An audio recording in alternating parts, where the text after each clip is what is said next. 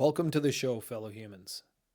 Today we're going to go on a ride, my favorite local ride, around the Short Hills area near St. Catharines in Ontario, Canada. We'll be riding my KLX through some pretty sweet leaf tunnels just after peak color in late October. And I'm also going to blend in a couple of shots from late September back when I did this exact same ride. We'll see if anybody can notice a quick blip between the two. It's not that noticeable because it's only a month apart at the beginning of fall and at the end of fall, but it'll be fun to put it in. On a historical side note, this area has some historical significance to Canada. That's depicted in some plaques coming up that are just across the bridge on the left and right hand side as we start here. William Lyon Mackenzie, not William Lyon Mackenzie King, we're talking about his grandfather right now, 1830s, 1800, early 1800s time frame. This area was part of his escape from Canada, where a local fellow named Samuel Chandler helped William Lyon Mackenzie escape to the United States in 1837 after a failed rebellion. William Lyon Mackenzie was a Scottish immigrant and the first mayor of Toronto. When you do your historical research, William Lyon Mackenzie had some upsides and some downsides. As many of our historical figures do, some of them tend to have some pretty bad downsides. But it can't be argued that his lineage became one of our longest serving prime ministers of Canada during one of our most contentious times, World War II. So, pretty interesting fact. History aside, this is a sweet little ride that I like to do when I get a bit of time, either after work when the sun's still out or on weekends when the weather's nice. Leaf tunnels, tight winding roads, stream with a bench you can sit at and have a nice little relax, no traffic. It's usually pretty quiet through here. So kick back and join me on a ride. Cheers, guys.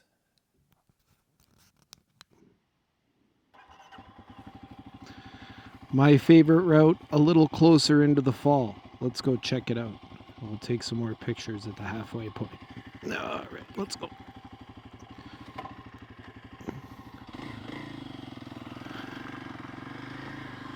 Oh yeah, baby. So,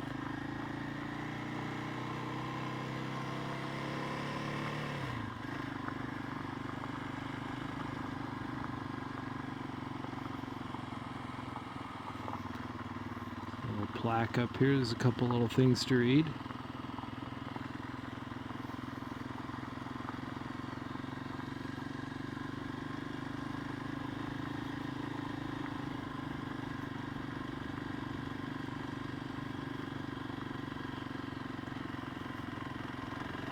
I wonder how good I can blend these two rides together, if I could keep the speeds relatively the same. I was mostly in second gear the whole time, first gear, second gear, so I'll try and keep it the same thing. Yeah, actually, now that I look at it, lots of the leaves here in this area of town are gone. You can see quite a bit further down into the bush. Into the bush. Lots better sight lines. It's what makes winter camping a little bit easier, yet still harder at the same time, as you can see through and see the dead trees in between the live ones. But then also you got to make sure they're dead because nothing has any leaves on it. Spend your time walking around picking through the live ones thinking they're dead when they're actually not.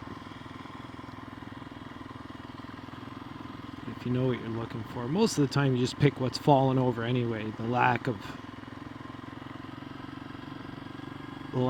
growth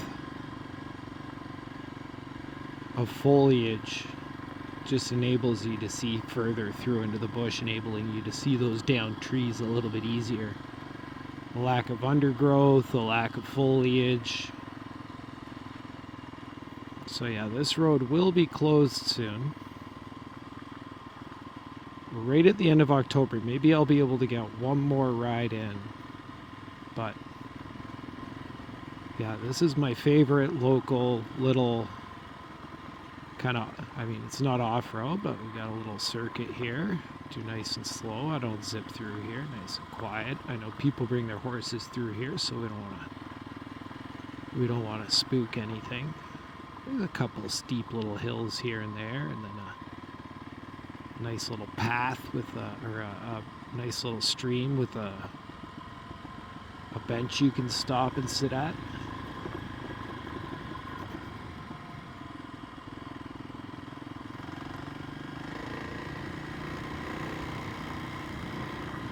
I think we're still in second gear right now.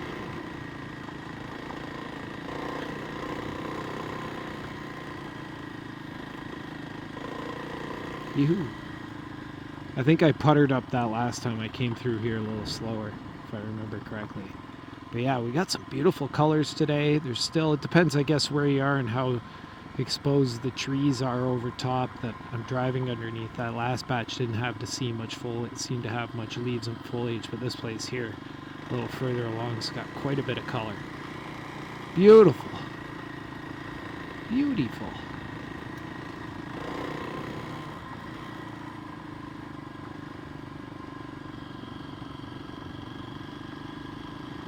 Oh, farmers are out there doing stuff. Very nice. Someone's burning their garbage. Not very nice.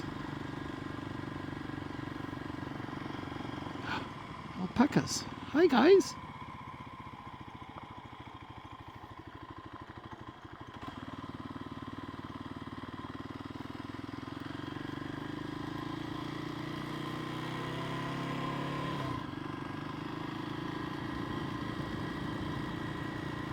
Oh, what a day. Beautiful day.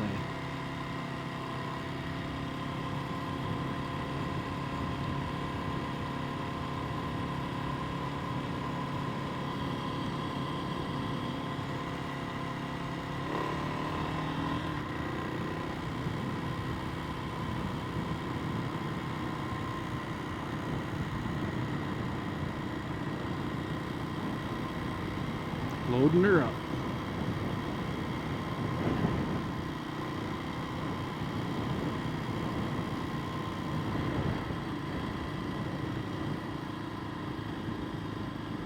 Cool.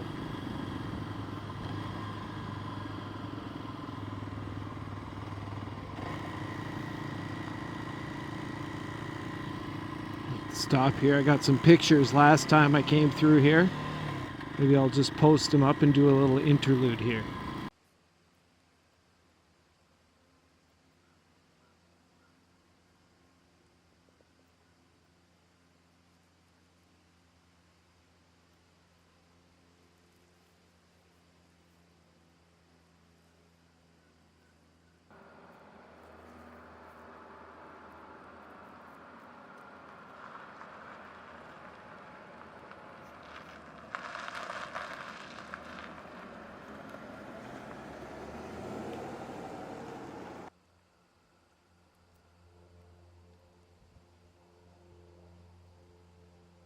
Great old broken down truck there with some fucking fence posts in it. Be a great picture.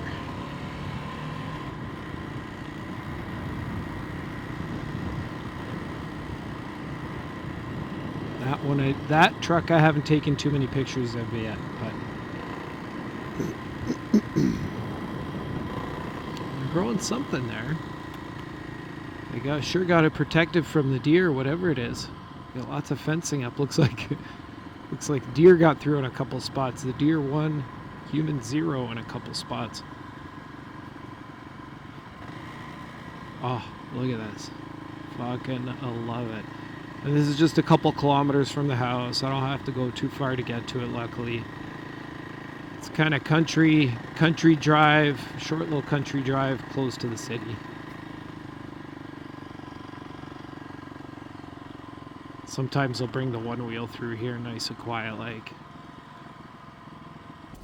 We get the good focus. I might be fuzzy this whole time. Whatever. All right, guys, what's going on? Yeah, so 15,000 kilometers in, no complaints.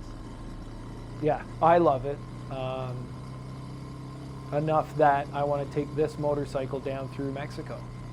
Or that was the other thing I wanted to talk about. Maybe you guys can chime in on this. Maybe you have opinions or information that could point me in the right direction.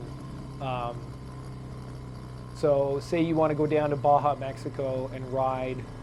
And I know there's a couple YouTube channels that do like a service, what is it, ride adventure or something, where they bring you on rides, you pay them, and then you go on a ride through Baja with them. But I'd like to kind of do it solo, the experience of it, the adventure, and learning as you go. And I got to pick up some Spanish too before I do all that. But what do you guys think about, maybe somebody can chime in. So put my motorcycle, my Kawasaki KLX 300 on the back of my Tacoma, drive it down to California, park it, and ride the bike over the border and do Mexico, or rent a bike, rent or purchase. So what do I purchase? A cheap little bike in Mexico for a couple thousand, fly there, rent it in Mexico, and take that down and sell it before I leave, or rent a bike or buy a cheap little bike in the States and then try and sell it before I leave. It's a lot of legwork, buying and selling, but I don't know. Logistics wise, I know putting the KLX 300 on the back of the Tacoma and driving it down is a lot of gas money, right? And time where I could just fly down and be on a bike sooner. But there's also the balance of the adventure of driving down there, right? So I don't know. There's give and take on both sides. I think the best bet would probably be to fly and rent or fly and buy. But maybe you guys have some better information for me for that, or for some reason you'd think, hey, if you know your bike well enough, it's worth it just to drive it down there and use that bike, if at all possible. So, and maybe Honda versus Kawasaki versus Yamaha, who would suggest the proper bike to also to go down Baja. What's your pick? Obviously my pick is what I have, right? So, and there's a couple things I got to do to my bike before I got to get it into the shop and get it checked out and put new tires on it. And but maybe I'll be able to find like a Kawasaki dealership or someone that's able to do that down in California before, if I drive it down there before I go across the border to Mexico. So yeah, logistics, but that's kind of a dream. That's kind of a dream trip that's been on my mind for a while. And maybe that was the other thing. Do Tail of the Dragon on the way through. Stop and do that. What's that, Tennessee? Can't remember where Tail of the Dragon is. Where is Tail of the Dragon? Deals Gap. According to road trippers, cutting through the mountains in Deals Gap at the Tennessee-North Carolina state line, the Tail of the Dragon is actually just a portion of the longer US 129, or as some North Carolina folks call it, that damn road to Tennessee. Okay, well there you go.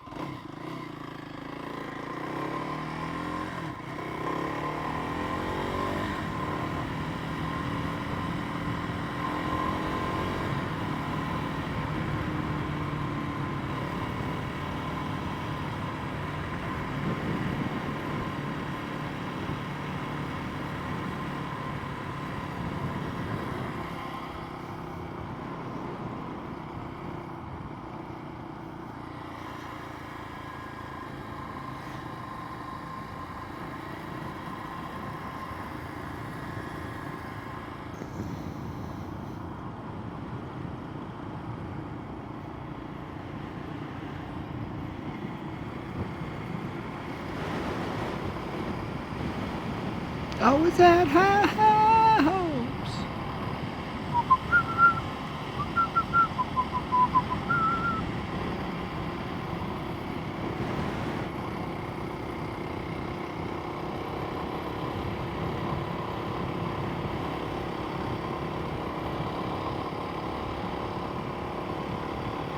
Oh, it's a beautiful colors. Woo! Sorry guys, I had to woohoo. See that puppy up there out the window? That's how I feel right now. Yeah, buddy. He knows what's up.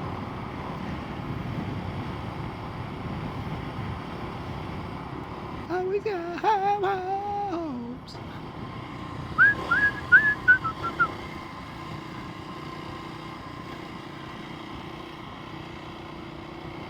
Always got high hopes. Mama said. That's right, El Pucho. Wanted everything.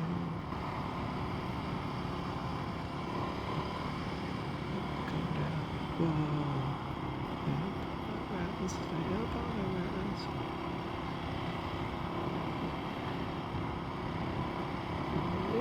Complicated.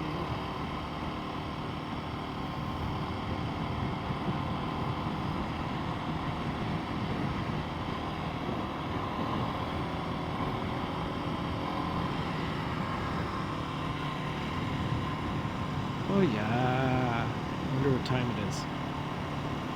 Well folks, I hope you enjoyed it.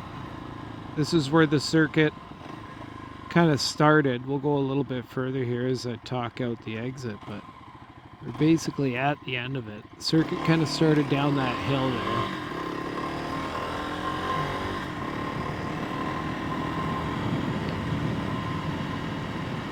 And we're about to leave out, if anyone's familiar with the area, Howell's Pumpkin Farm on the left up here. And parking is on the right as well.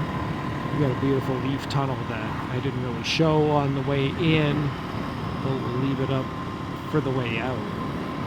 Yeah, there's some people there for a Monday afternoon. It's the end of October. 'Tis the season for the spooky Festivus. But, yeah, we're going to cruise through downtown and do a little quick zippity here and zippity there. And then I'm going to park the bike and go for a one-wheel down to port for the sunset. So maybe I'll catch up with you guys there then, but that probably won't be included in this video. That'll be a separate video. Perhaps the sunset variety, but you never know. You never know. Anyway, guys, enjoy the rest of your Hocktober. And I am out. Happy layoff day.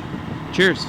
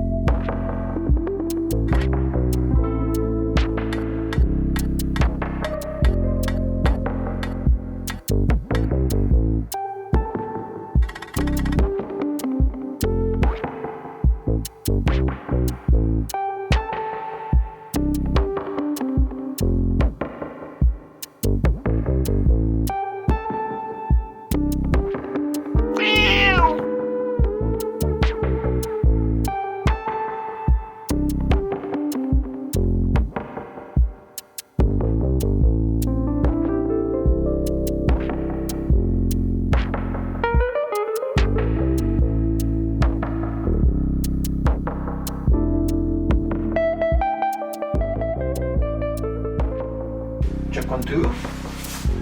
Check 1 2 1 2. What about now? Ooh, why is this chair all sticky? That's not good. Here. How much chicken? 1 bucket. 1 bucket? Are you fucked in the head? 2 buckets of chicken and drive to the liquor store. Deal.